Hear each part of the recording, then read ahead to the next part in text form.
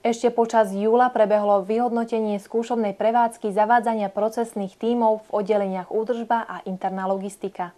8. júla tohto roku sa v spoločnosti Slovalko uskutočnilo oficiálne vyhodnotenie niekoľkomesačnej skúšobnej prevádzky zavádzania procesných tímov v oddeleniach údržba a interná logistika. Je to vlastne pokračovanie v rámci zavádzania nového systému výrobu hliníka, ktorý sme prebrali z našej materskej spoločnosti Hydro z Norska.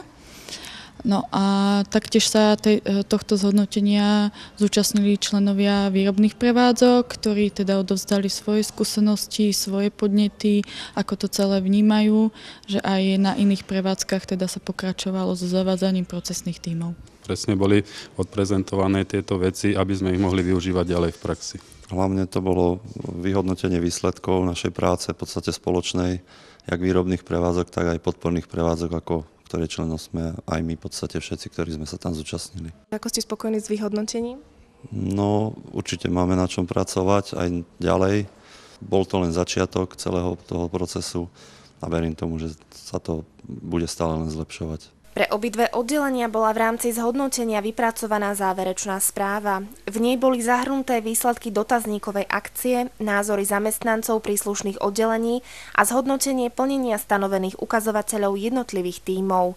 Tieto informácie sú kompetentnými posúvané ďalej. Robíme ich v rámci raných 5-minútoviek každý deň v práci, potom mesačne v rámci procesného tímu, takže sú tie informácie podávané aj ďalej.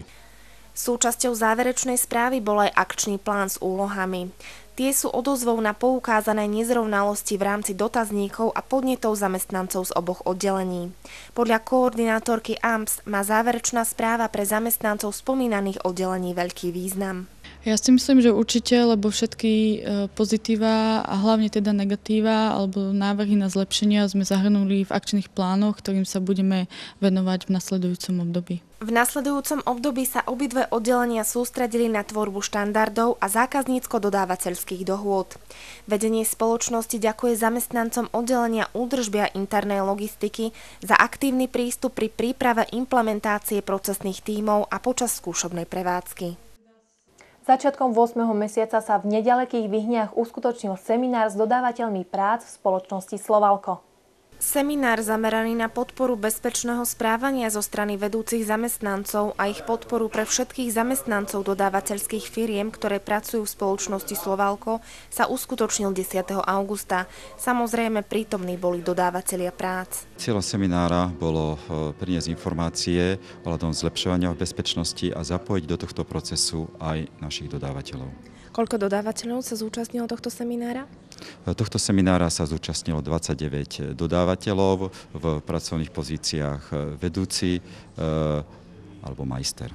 Na stretnutí boli poskytnuté analýzy úrazov dodávateľských firiem v spoločnosti Slovalko a taktiež informácie o preventívnych nástrojoch, ako úrazom na jednotlivých pracoviskách predchádzať. Súčasťou seminára bola aj spätná väzba, kde sme dodávateľov vyzvali, aby nám poskytli spätnú väzbu, čo môžeme zlepšiť v bezpečnosti práce dodávateľov na Slovalku a čo si oni odnesú zo seminára do svojej praxe na svoje pracoviská. V Slovalku je bezpečnosť a zdravie na prvom mieste. Medzi zamestnancom Slovalka a zamestnancom dodávateľa sa v dôraze na bezpečnosť teda nerobia žiadne rozdiely. 22. septembra sa v Banskej Štiavnici uskutočnil summit dodávateľov. Stretli sa na ňom vrcholní predstavitelia dodávateľských organizácií s vedením Slovalka. Generálny riaditeľ spoločnosti Milan Veselý na samite informoval prítomných o zámeroch a cieľoch spoločnosti Slovalko v oblasti bezpečnosti. Pozvali sme našich dodávateľov o tom, aby sme sa s nimi pobavili, ako by nám oni mohli pomôcť a prípadne my im pomôcť, aby sme spolupracovali lepšie, hlavne aby sme spolupracovali lepšie na poli bezpečnosti. V spoločnosti Slovalko považujú bezpečnosť za najdôležitejšiu. Bezpečnosť je pred ekonomickými výsledkami a práve my sa chceme baviť aj s našimi dodávateľmi o tom, ako to zlepšiť. A ja som o tom presvedčený, že my chápeme, že bezpečnosť je dôležitá. Ja som o tom presvedčený, že aj títo naši dodávateľia chápu, že bezpečnosť je extrémne dôležitá a je najdôležitejšia. A stále si myslím, že spolu vieme sa ďalej zlepšovať, aj keď sú určite lepší ako ostatní naši dodávateľia, ktorí pre nás nerobia. Ja si veľmi vážim tých dodávateľov, ktorí pre nás robia a dúfam, že aj budú robiť, ale na druhej strane stále si myslím, že treba sa ďalej zlepšovať a stále si myslím, že máme priestor sa zlepšovať. Prínos usporiadaného samitu si uvedomujú aj samotní dodávateľia. Tak pocit je vynikajúci, sme dlhoročný dodávateľ Slovalka, zároveň aj zákazník, trošku špecifická pozícia, ale som veľmi rád, že Slovalko tento summit usporiadalo. Je to veľmi dobrá aktivita, naozaj počiarkuje zameranie Slovalka na bezpečnosť a ochranu zdravia pri práci. Pre nás je Slovalko veľkým vzorom, máme isté oneskorenie pri zavádzaní všetkých pravidel do bezpečnosti a vždy je dobré vidieť, ako to robia iní a špeciálne keď sú špičkoví na Slovensku. Spoločnosť Slovalko vnímajú z pohľadu bezpečnosti ako svoj vzor. Zároveň by som chcel pogratulovať Slovalku k tým vynikajúcim výsledkom a tým k trendom pri dosahovaní naozaj veľmi nízkej a takmer žiadnej úrazovosti vo firme. Veľmi sa od nich učíme, sú vždy veľmi ochotní a keď potrebujeme pomôcť, ochotní radi prídu, aj pomôžu, aj ukážu svoje vlastné príklady. Takže do tých ďalších rokov chcem popriať Slovalku a všetkým zamestnancom Slovalka len bez úrazovú činnosť a všetko dobré do najbližších rokov. Generálny riaditeľ tiež na septembrovom stretnutí požiadal viac ako 50 najvyšších predstaviteľov jednotlivých dodávateľských organizácií o vyjadrenie podpory a správneho prístupu k BOZP pre zamestnancov pri vykonávaní prác nielen v spoločnosti Slovalko. V závere septembra sa zamestnanci Slovalka zúčastnili tradičného výstupu na Štiavnický vrch Sitno. Vo štvrtok 29. septembra 2011 sa uskutočnil v poradí už 6. ročník Slovalko výstupu na vrch Sitno. Toho sa zúčastnili vybraní zamestnanci spoločnosti. Výstup bol pre nich teda akýmsi poďakovaním za aktívnu účasť na realizovaní projektov a za zapojenie sa do zlepšovateľských aktivít v roku 2011. Nedaleké Sitno je najvyšším zo Štiavnických vrchov, siaha do výšky 1009 metrov nad morom. Po výstupe naň sa teda zamestnancom Slovalka naskytol široký kruhový výhľad. Oblasť Sitna je nielen v našich zemepisných šírkach považovaná za kolísku európskej turistiky v stredných polohách. Turistov tiež láka historická rozhľadňa. 85 zamestnancov Slovalka zo všetkých organizačných jednotiek si tak za slnečného jesenného počasia vychutnalo výstup na vrch Sitno. Ako prvá spoločnosť na Slovensku získalo Slovalko ešte v roku 2006 certifikát Bezpečný podnik. Osvedčenie o predĺžení platnosti tohto certifikátu prevzal generálny riaditeľ spoločnosti Milan Veselý na medzinárodnej konferencii. Medzinárodná konferencia Aktuálne otázky BOZP sa uskutočnila 14. novembra na Štrbskom plese vo Vysokých Tatrách.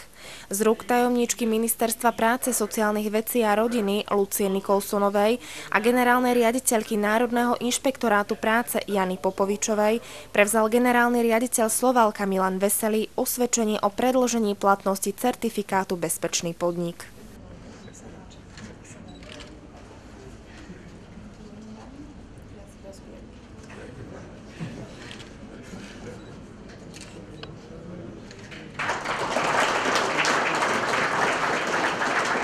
Tak je to opätovne potvrdenie toho, že to, čo robíme, je dobrá cesta. Je to ocenenie, ktoré bolo urobené na základe nezávislého auditu a myslím si, že za toto patrí vďaka všetkým našim zamestnancom, ktorí sa na tomto podielali. Slovalko získalo certifikát Bezpečný podnik ako prvá spoločnosť na Slovensku pred 5 rokmi 10. októbra 2006.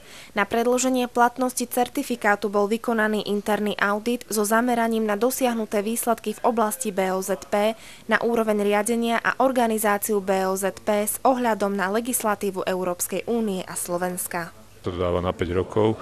Čo sa za tým skrýva, to je to, o čom stále rozprávame, že bezpečnosť musí byť na prvom mieste, musí byť pre každého dôležitá, pre všetkých zamestnancov, pre vedenie a takisto my sa snažíme už tlačiť trošku aj našich dodávateľov, našich partnerov, aby túto bezpečnosť považovali za dôležitú aj oni a nielen za dôležitú, ale za prvoradu.